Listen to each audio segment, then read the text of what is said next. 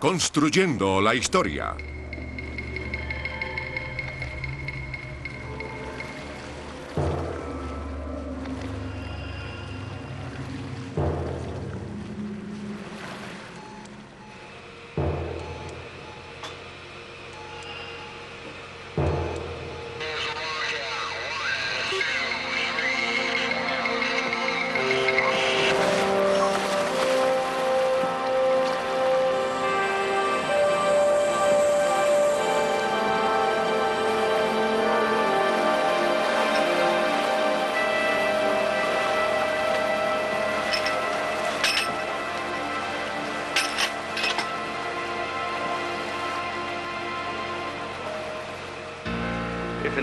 Si una civilización extraterrestre llegara a este planeta y sus instrucciones fueran las de estudiar las comunidades animales más importantes, no estarían aquí en la superficie observándonos a nosotros, sino en el fondo del mar, porque esos son los grupos de animales más grandes y claramente dominantes del planeta Tierra.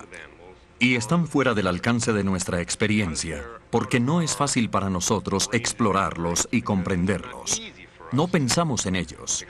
Solo se ha explorado e identificado el 2% de los animales que se encuentran ahí abajo.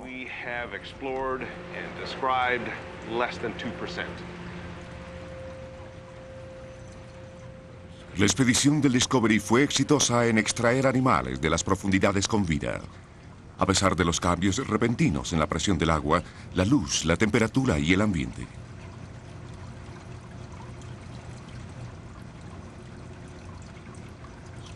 Algunos especímenes duraron horas e incluso días, tiempo suficiente para su documentación. Al colocar un pez en preservativos o fijativos, pierde su color muy rápidamente. Casi siempre los colores amarillo y rojo se pierden durante las primeras 24 horas. Muchos de los peces que estamos extrayendo de las profundidades tienen estos colores, son muy brillantes. El color brillante debería atraer la atención de los predadores. Pero en las profundidades ocurre lo opuesto. La luz del sol es filtrada y los colores rojo, amarillo y naranja del espectro desaparecen, haciendo que los peces brillantes sean difíciles de ver en la débil luz. Así que el color es una adaptación de protección muy importante para los peces de aguas profundas. El tener especímenes vivientes con su color vivo para dibujar y fotografiar es un gran avance para la documentación científica. El video es una herramienta de tiempo completo ahora para la ciencia. Las cámaras del submarino apoyaban parte del registro de la expedición. Las escenas submarinas y del acuario fueron filmadas por el veterano camarógrafo submarino Al Giddings. Su presencia para la filmación del documental de Discovery fue un beneficio para el récord científico de la expedición. La expedición científica normal no habría podido obtener sus modernísimos equipos de video, ni la sofisticación de su cinematografía submarina.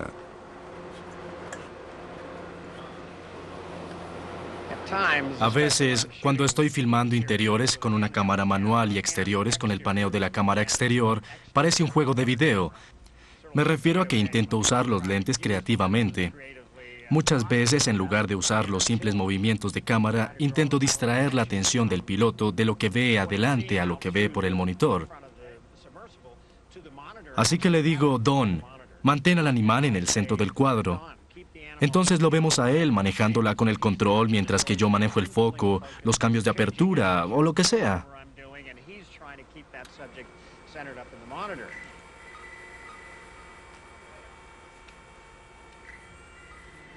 Los submarinos JSL solo tienen 150 centímetros, así que se tiene que trabajar en una esfera de 1,5 metros con 2 personas y un montón de equipo electrónico. Demoramos horas en preparar, instalar y conectar todo. Al final de todo tenemos que desconectarlo. 2 inmersiones después hay que volver. Así que los elementos mecánicos y electrónicos para filmar bajo el agua hacen que sea un reto, especialmente por la naturaleza compleja de su instalación y de su correcto funcionamiento.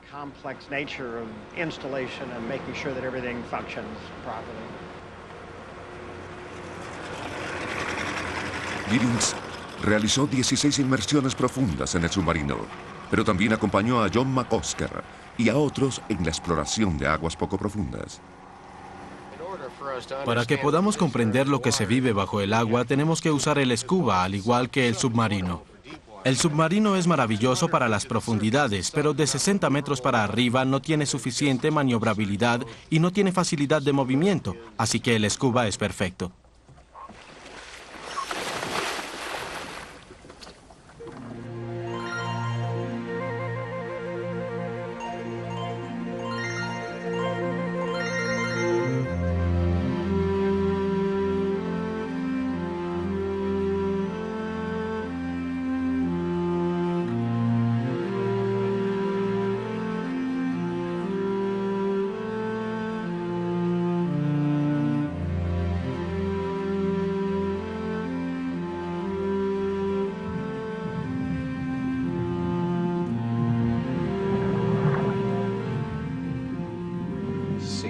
Los leones marinos son quizás los animales más grandes que visitan las Galápagos. Son realmente una experiencia, son muy curiosos y les gusta jugar con nosotros. Es muy divertido nadar con un león marino, a excepción de cuando los machos que rigen los harenes se nos acercan y soplan aire en nuestras caras. Intentan decirnos que estamos invadiendo su territorio. Pasan mucho tiempo jugando entre ellos. Quizás sea un entrenamiento, quizás estén aprendiendo, pero a mí me parece muy divertido. En estas grutas tenemos la oportunidad de verlos mejor.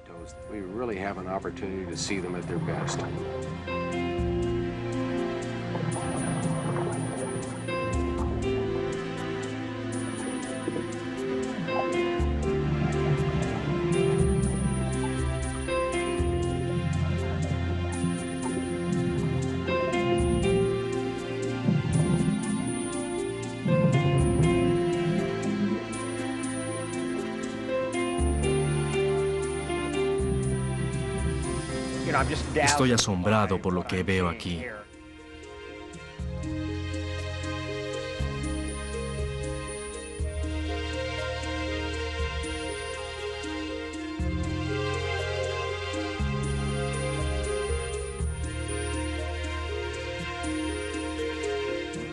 El arrecife donde estábamos hace 2 días tenía 500.000 de peces en una docena de cardúmenes.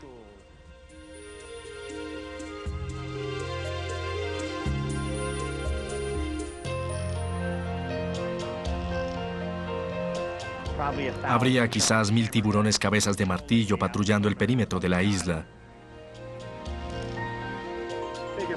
Eran los cabezas de martillo más grandes que he visto. Tenía ante mí las bellas siluetas de quizá unos 10, 15 o 20 en el cuadro al mismo tiempo.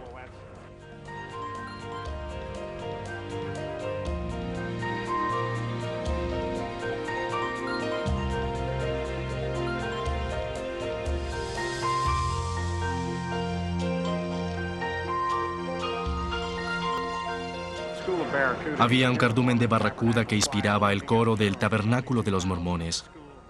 Eran unos 2000 en el cardumen, una gran bola con un hoyo en el centro donde yo exhalaba.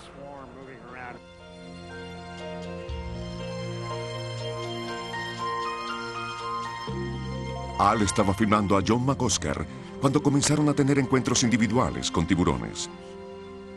Fue muy emocionante cuando McCusker se encontró con un tiburón ballena, una especie que puede llegar a medir 15 metros. Este medía 6 metros. Nunca había estado tan cerca de un tiburón ballena. Este es el pez más grande del mundo, el tiburón más grande y rara vez es visto. Al mirar su boca sentía que podría engullirme fácilmente, pero no lo hizo. Se me acercó, me miró, me permitió que le examinara los labios, la boca y la piel. Aunque es piel de tiburón, no es la misma piel áspera de los otros tiburones. La piel de los tiburones está compuesta por miles y miles de segmentos que parecen dientes, pero este tiburón tiene la piel suave. Fue una sensación extraordinaria.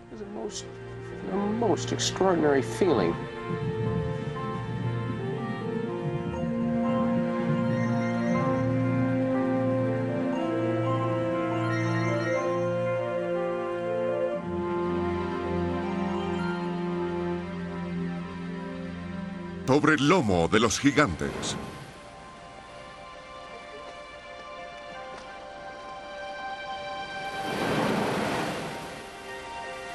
El mito escolar sobre Charles Darwin es que llegó a las Galápagos, observó la excepcional fauna e inmediatamente resolvió el misterio de la evolución.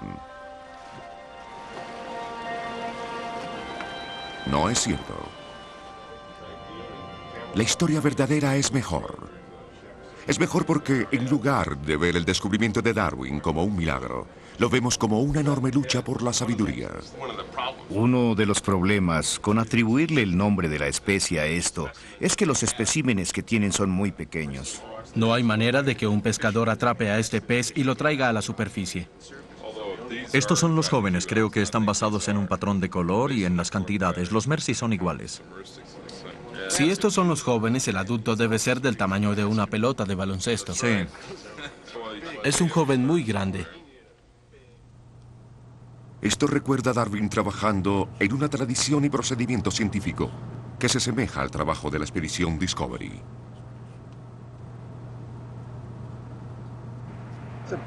La preservación de los especímenes que capturamos es crítica para su futuro valor a otros científicos.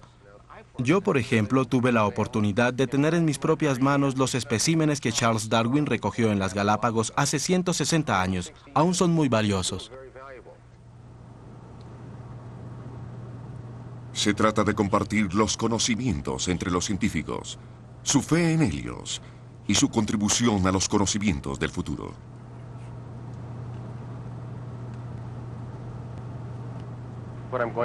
Lo que voy a hacer es abrir las aletas, soltar el gas, hacer una incisión en el cuerpo para que el formol entre en los tejidos, enderezar el espécimen, anotar una descripción cuidadosa de su punto, profundidad de captura, color y cualquier otra información que tenga en el registro. Todo esto terminará en algún archivo de computador para que cualquiera pueda tener acceso a esta valiosa información. Algunos sacado tejido que ha sido preservado en alcohol etílico para que los análisis del ADN se puedan realizar con esos tejidos.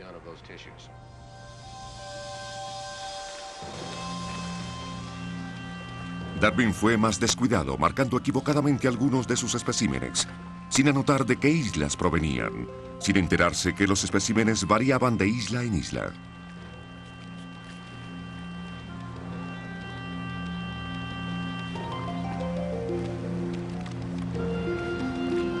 La evidencia de la evolución aún no era clara en su mente, pero estaba presente en los especímenes. Nuevas formas de vida habían aparecido, nuevas especies.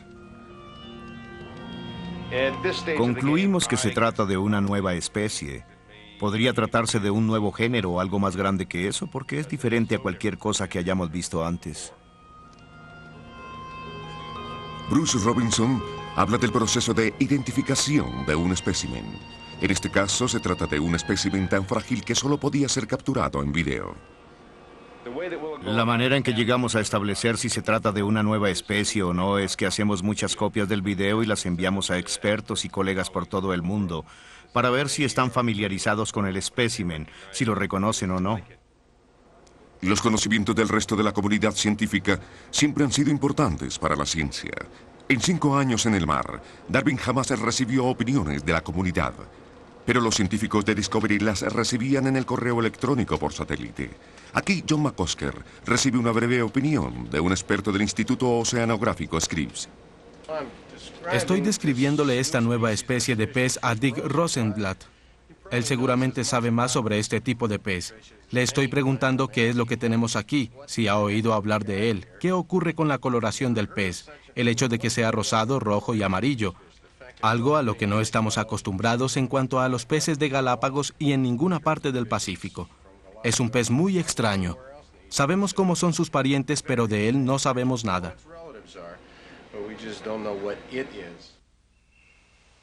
Cuando Darwin regresó a Inglaterra, sus especímenes rápidamente fueron evaluados por los científicos. En marzo de 1837 fue a Londres para saber qué habían descubierto.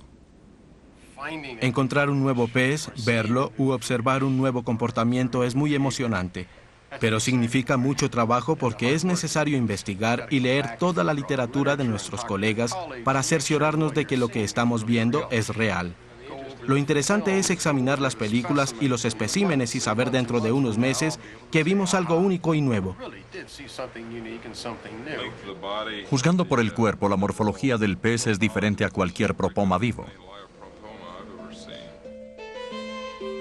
Algo único y nuevo. Es exactamente lo que los científicos le dijeron a Darwin de sus especímenes.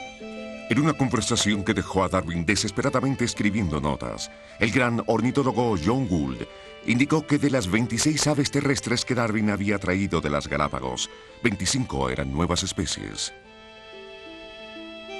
3 clases de sinsontes que Darwin había creído eran un poco diferentes resultaron ser especies diferentes, descendientes de un ancestro suramericano. Los pinzones se habían dividido en 13 especies diferentes, partiendo de una. Darwin estaba perplejo. La evidencia de que las especies podían cambiar retaba la versión bíblica de la creación en la que creían la mayoría de los occidentales. La religión decía que la vida había sido creada en un día por la mano de Dios, que los humanos eran seres supremos creados a semejanza de Dios y que con certeza no provenían de los animales. La Biblia decía que todas las criaturas eran diseñadas por Dios. Darwin se convirtió en un evolucionista, valientemente buscando una visión más grande que la de los expertos que lo habían ayudado. Su teoría de la evolución fue descrita en El origen de las especies, su obra maestra, publicada en 1859. Cuando Darwin murió en 1882, fue sepultado en el sitio más honorable, en la abadía de Westminster. Vivió 73 años, pero afirmó que todas sus teorías se remontaban a esas islas donde había pasado unas inocentes semanas practicando la ciencia a la edad de 26 años.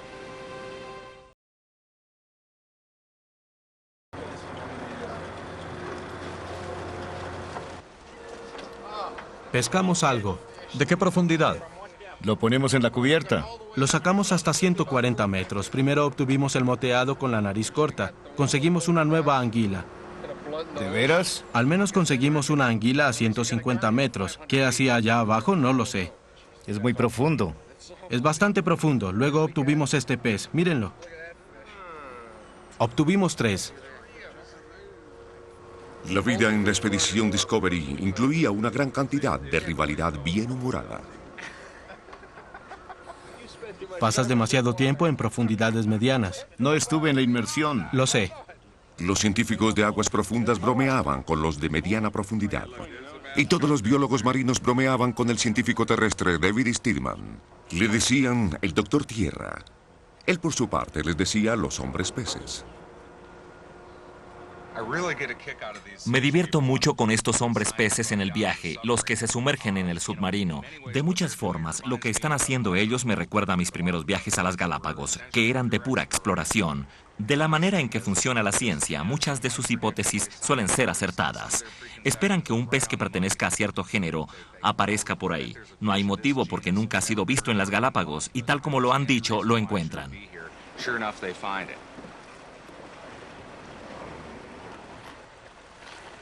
Steadman dice que del 20 al 30% de las especies de animales terrestres en las Galápagos no se encuentra en ninguna otra parte del mundo. Él dice que los estudios submarinos, incluyendo las expediciones de Discovery, están dando las mismas cifras del 20 al 30% en las especies marinas. El entusiasmo de Steadman por la investigación submarina lo llevó a una invitación a sumergirse en el submarino. La charla anterior a la inmersión se enfocó más que de costumbre en los fundamentos de la vida submarina. Les llamamos peces. Tienen aletas y escamas y una boca terminal y los ojos cerca de la boca. Quizá los reconozcas. Sobre la cubierta se hacen otros preparativos.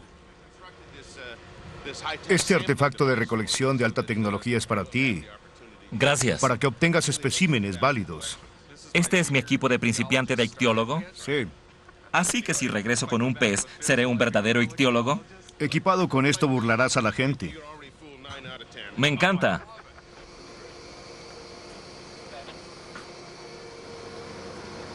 A pesar de las bromas, esta era una inmersión seria. John McCosker estaba en la cámara de la popa y estuvieron sumergidos durante 3 horas, posándose brevemente en el fondo a una profundidad de 430 metros.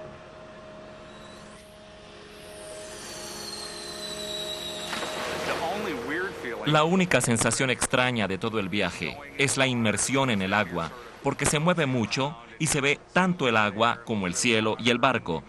Es un poco extraño. Hazme saber cuando esté sellado. La esfera producía un poco de claustrofobia al principio, odiaría ser alto. No está hecho para jugadores de baloncesto.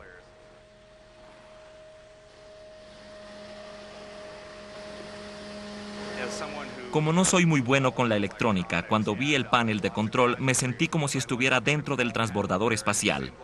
Admiro la manera en que Don lo maneja todo.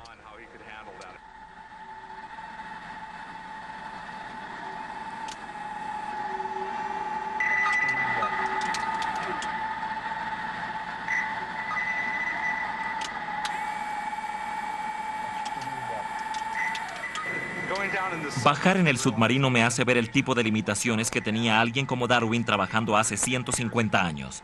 En la época de Darwin le era imposible a la gente explorar a 30 o 60 metros, y mucho menos a 300, 600 o 900 metros. Así que este es un mundo que iba más allá de los límites de la comprensión.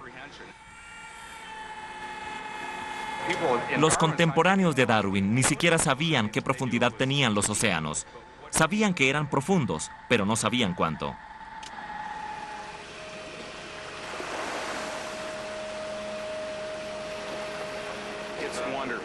Es maravilloso. Al bajar en ese submarino es necesario recuperarse de la sensación de ahogo en la propia ignorancia. Así me sentí yo.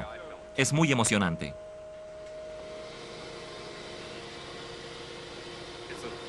Me encanta, aprendí mucho, pero no es lo que hago. Estos biólogos marinos tienen tanta tecnología diferente, tantas maneras de aproximarse a las cosas que tienen perspectivas diferentes. Recogimos unas muestras de roca. ¡Qué bien! Conseguimos algunos peces. Tenían aletas, la boca adelante y cola. No se compara con nada. Fue maravilloso, fue grandioso. Es mejor que observar aves. Fue realmente emocionante. Nada como lo que me había imaginado. No sé qué habría imaginado. Fue mejor. Fue mucho mejor, sí, sí. Las Galápagos siempre han sido famosas por su fauna terrestre, pero ahora creo que tendrán la misma importancia para biólogos marinos que la que tienen para los biólogos terrestres. Yo quisiera que dentro de 50 años la gente mire esta expedición y diga, ¿se imaginan? ¿Cómo vivía esa gente entonces? ¿Qué condiciones tan primitivas? No sabían nada. Hacían el mejor trabajo posible, pero no comprendían las cosas con claridad. Sería grandioso.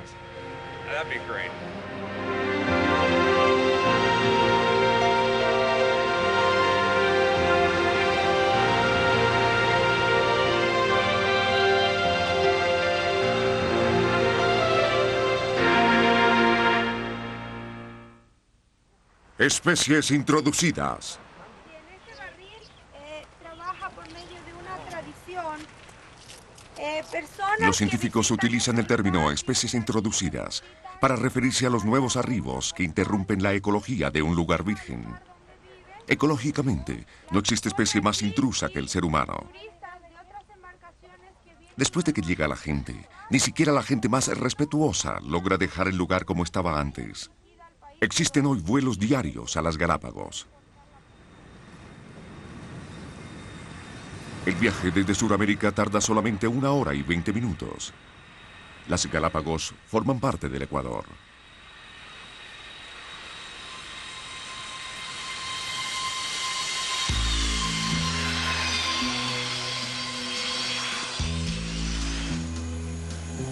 El gobierno ecuatoriano regula el flujo de turistas que generalmente vienen a admirar la frágil belleza de las islas, no a destruirlas.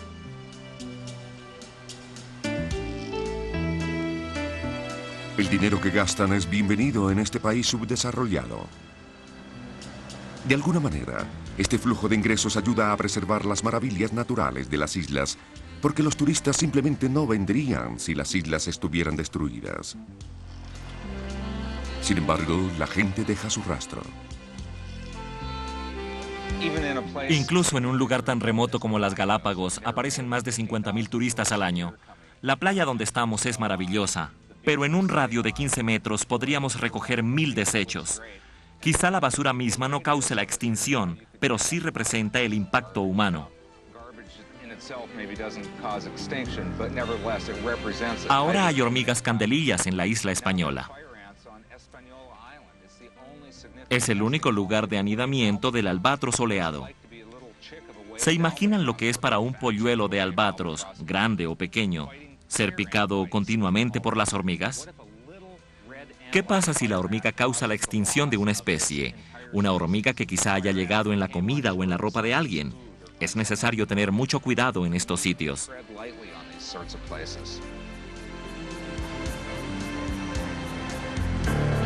Esto es Academy Bay, una de las 3 áreas donde le permiten vivir a los 15,000 habitantes de las Galápagos.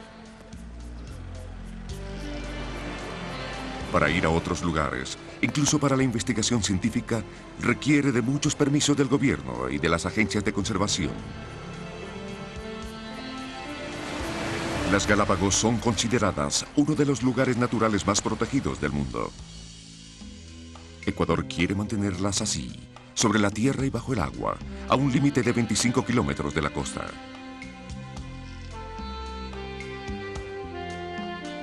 Pero la regulación es difícil. Un día, la expedición de Discovery se topó con un barco pesquero que claramente violaba los límites de 25 kilómetros de las aguas protegidas. Ellos están trabajando, hay un bote pesquero un poco más afuera, sus redes están ahí.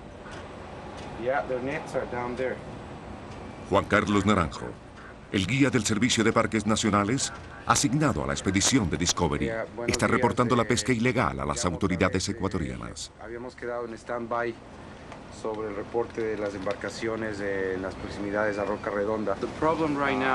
El problema es que esta gente está pescando en las aguas del parque, están a 4 kilómetros de Roca Redonda. Ya los hemos reportado al capitán de puerto de Santa Cruz. Seguramente vendrán por ellos. Si los capturan, les confiscarán los barcos y tendrán que pagar una multa para recuperarlos. El barco no tiene bandera. Juan Carlos dice que la mayoría de los delincuentes son costarricenses, venezolanos y ecuatorianos.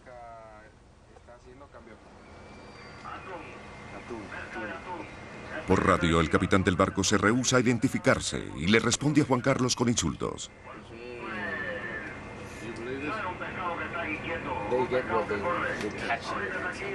Luego, demorando un poco mientras recogen sus redes, insiste que tiene permiso especial para pescar atún.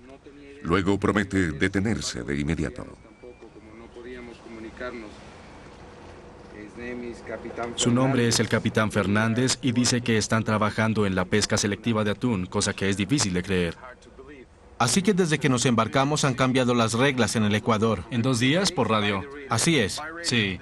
Así se toman las decisiones. Eso dice él, yo no les creo. Yo tampoco lo creo. Las autoridades ecuatorianas son muy inteligentes como para permitir eso en el Parque Nacional en 2 días y permitirle por radio que salga a pescar. Lo que me preocupa son los buques grandes que vimos allá afuera. Así que están pescando en las aguas del parque y llevando la pesca a la nave madre. Dijo, los ecuatorianos tenemos permiso para entrar, no somos extranjeros, pero estamos hablando de naves madre, de toneladas de peces siendo extraídos de las Galápagos, del Parque Nacional. ¿Esto ocurre todos los días aquí? ¿Es un acontecimiento cotidiano? Sí, lo es. Tenemos que trabajar con la conciencia de la gente, pero desafortunadamente no hay sentido común sobre la importancia de la conservación.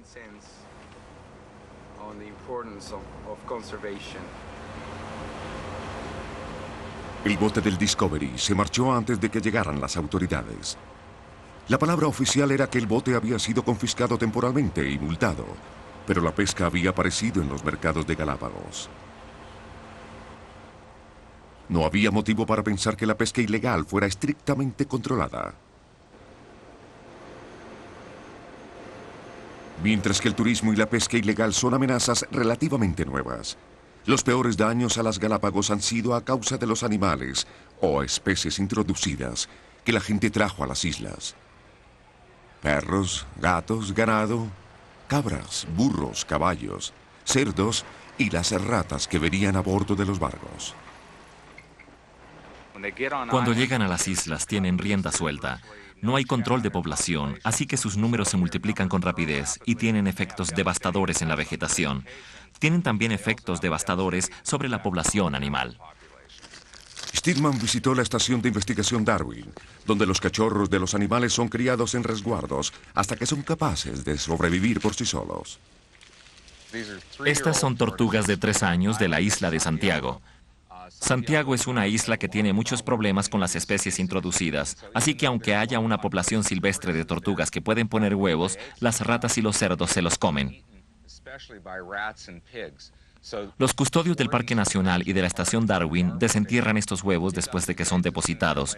Los llevan a la Estación Darwin para incubarlos y luego los crían ahí hasta que cumplen 4 o 5 años. Esta tortuga tiene 3 años, así que le falta 1 año antes de poder ser liberada de nuevo en Santiago. A la edad de 1 año, estas tortugas ya son a prueba de ratas, así que las ratas no las pueden lastimar después de 1 año. Pero con la cantidad de cerdos silvestres que viven en Santiago, estas pobres tortuguitas deben cumplir 4 o 5 años antes de ser a prueba de cerdos. Este es un buen ejemplo de la manipulación activa de una población salvaje para su preservación. Si la Estación Darwin y el Parque Nacional no trabajaran todos los días con estas tortugas, no sobrevivirían. Aunque el dinero llega de otros países, es el trabajo de los ecuatorianos, tanto como el diseño conceptual de estos programas, lo que hace que los programas funcionen. A ojo de pájaro.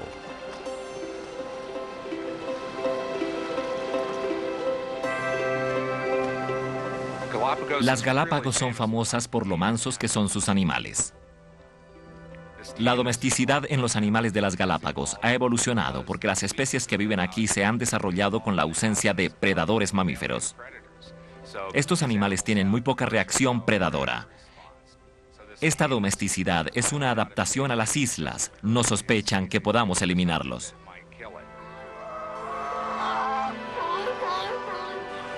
La naturaleza es eficiente. Si el temor no es necesario, desaparece. Los animales se tornan mansos. Pero la evolución no puede mirar hacia adelante. No pudo predecir la llegada del hombre. Los antiguos marinos derivaban un cruel placer de la vulnerabilidad y la inocencia de los animales de las Galápagos. Matarlos era fácil. Charles Darwin jamás usó el término supervivencia del más fuerte. Pero las adaptaciones evolucionarias sí tienden a mejorar las posibilidades de supervivencia de cualquier especie, generalmente creando especialidades. La especialidad les da una ventaja competitiva o les permite desplazarse a un nicho donde existe menos competencia. Por ejemplo, en lugar de competir con otras gaviotas en la alimentación diurna, la gaviota de cola de golondrina se convirtió en una especialista en alimentación nocturna. La gaviota de cola de golondrina es única entre las gaviotas porque tiene un ojo agrandado, lo que constituye una perfecta adaptación para la alimentación nocturna. La gaviota de cola de golondrina se alimenta primordialmente de organismos bioluminiscentes que iluminan la superficie del agua en la noche. El anillo ocular rojo es otra adaptación para el funcionamiento nocturno.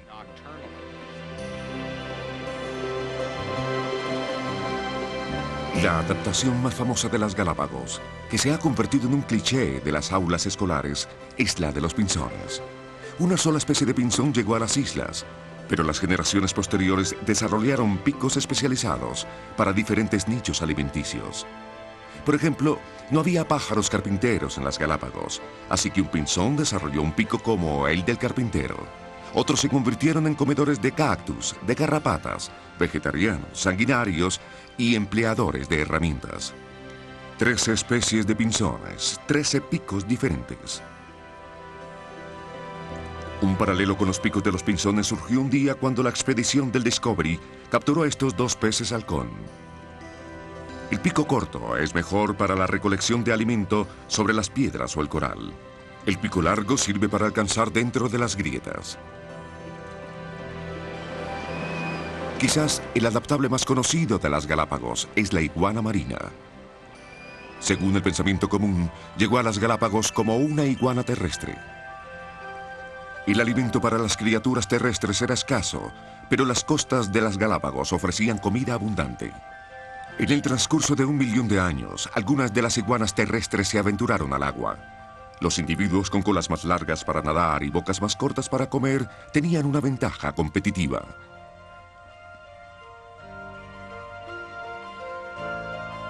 Podían convertirse en buceadores en busca de algas. En el transcurso de millones de años, las ventajas que las hacían mejores buceadoras se acentuaron hasta que la iguana marina se separó de la terrestre, convirtiéndose en una nueva especie. Darwin denominó este proceso selección natural, la selección de modificaciones por parte de la naturaleza. Una iguana originalmente hecha para la tierra convertida en un animal acuático.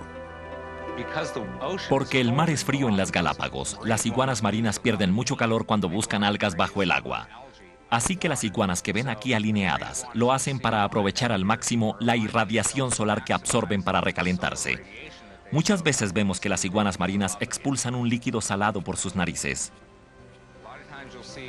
Parece mala educación, pero en realidad lo hacen regularmente para expulsar la sal. Como la iguana marina, este corvejón terrestre evolucionó de su diseño original y se convirtió en un buceador.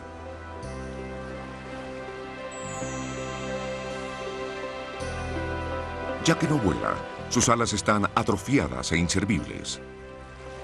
Su poder ha cambiado de la parte superior a la parte inferior de su cuerpo. Es el único corvejón en el mundo que no vuela, pero también es el único con patas tan grandes.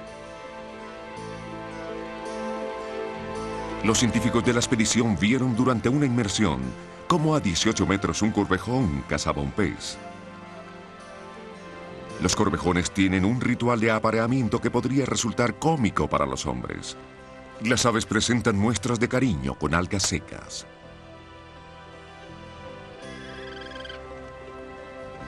La fragata macho también tiene una forma curiosa de cortejo, inflando el saco brillante que tiene en el cuello y produciendo un sonido para atraer a las hembras.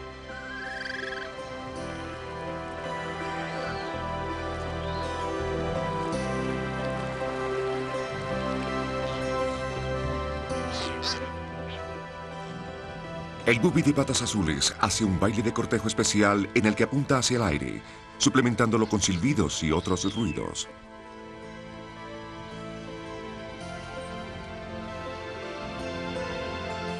El comportamiento especial de apareamiento y las demostraciones coloridas podrían ser una manera de ayudarle a las criaturas a reconocerse y a aparearse con su propia especie.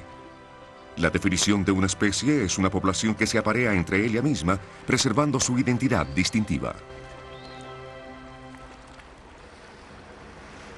Esta es Roca Redonda, una de las concentraciones de aves más impresionantes de las Galápagos.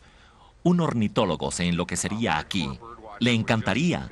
Hay miles y miles de aves marinas.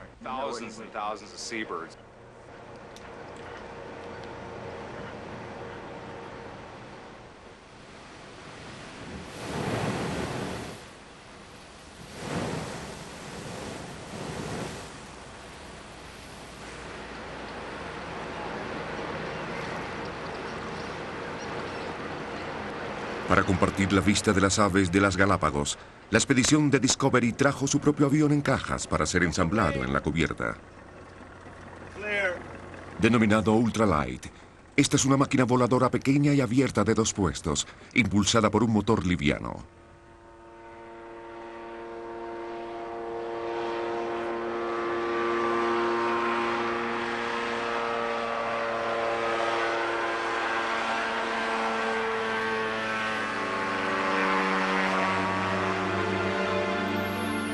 Esta vista no está disponible para los turistas y desde luego era imposible para Darwin.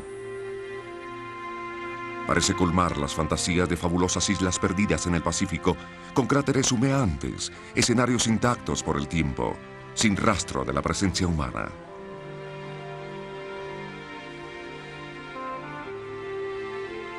Las Galápagos parecen un recurso perenne de cosas nuevas, dijo Darwin. Los científicos de hoy lo confirmarían. También afirmarían que cosas nuevas, no solamente criaturas y vegetación, pero bacterias, virus, todas las formas de vida, no solamente están evolucionando, sino que en muchos casos lo están haciendo más velozmente de lo que Darwin imaginó. Está ocurriendo en todas partes. La diferencia entre la evolución de estas islas y la de otros lugares es solamente que la creatividad de la naturaleza es más notable ante el paisaje virgen de las Galápagos.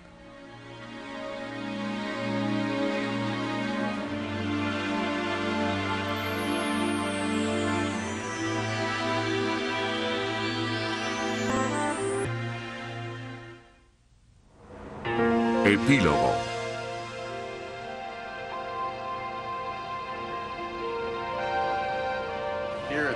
Hemos obtenido muchas recompensas. Hemos visto algo nuevo todos los días para nosotros y para la ciencia. Sin embargo, tendremos que ocupar mucho tiempo para verificar y confirmar que hemos visto no haya cicado o malinterpretado en el pasado. Estoy seguro de que mucho de lo que estamos haciendo será dado y retado en el futuro. Es parte del proceso de la ciencia. 6 meses después de la expedición, John McCusker calculaba que la expedición había descubierto 2 docenas de especies nuevas, algo que representaba un descubrimiento por cada día de inmersión. La clasificación de nuevas especies es un proceso largo que podría durar varios años. Otros descubrimientos importantes serán evaluados en el transcurso del tiempo a medida que la disciplina académica de un laboratorio continúe con la emoción y la aventura del descubrimiento. Creemos que esta es una nueva especie que jamás ha sido identificada. Esta es la única película de pulpos cerrados en condiciones como estas.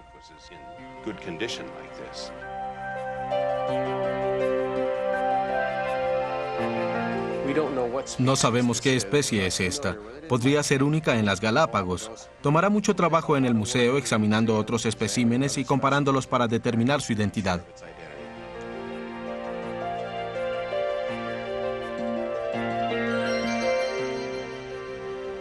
Esta es una colobonima, una bella medusa de las profundidades. Tiene muchas sorpresas especiales. Su patrón de color en luz blanca es de tentáculos azules con puntas blancas y un tinte azulado en la campana. También cuando la luz blanca brilla por el tejido muscular de la campana, la estructura fibrosa del tejido muscular despide la luz en brillantes patrones irradiantes.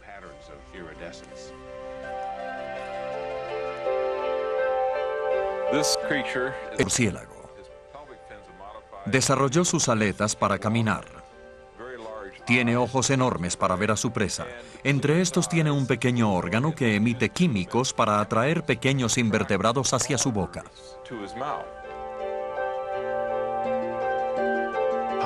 Polagaturia es completamente único entre los cohombros marinos porque nunca pasa el tiempo en el fondo del mar.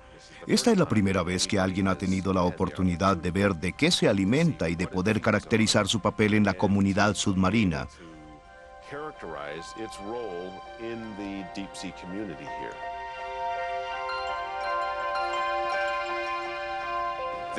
Es un pez de las profundidades extraordinario, comúnmente conocido como el pez tubo.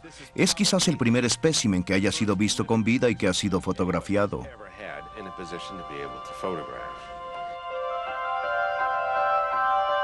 Mientras que los hombres peces estudian sus especímenes en el futuro, el Dr. Tierra estará sorteando y estudiando 15.000 huesos extraídos de la cueva del búho. David Steedman excavó los huesos de 2 especies, 9 de las cuales están extintas en la isla Floreana, y 2 que fueron halladas por primera vez. Estudios posteriores de las estratificaciones de la cueva del búho revelaron cambios prehistóricos en el clima con un impacto en la evolución. Este es un lugar excelente para estudiar la evolución. Es irónico que perdamos tantas cosas cuando tenemos las herramientas necesarias para estudiarlas y comprenderlas.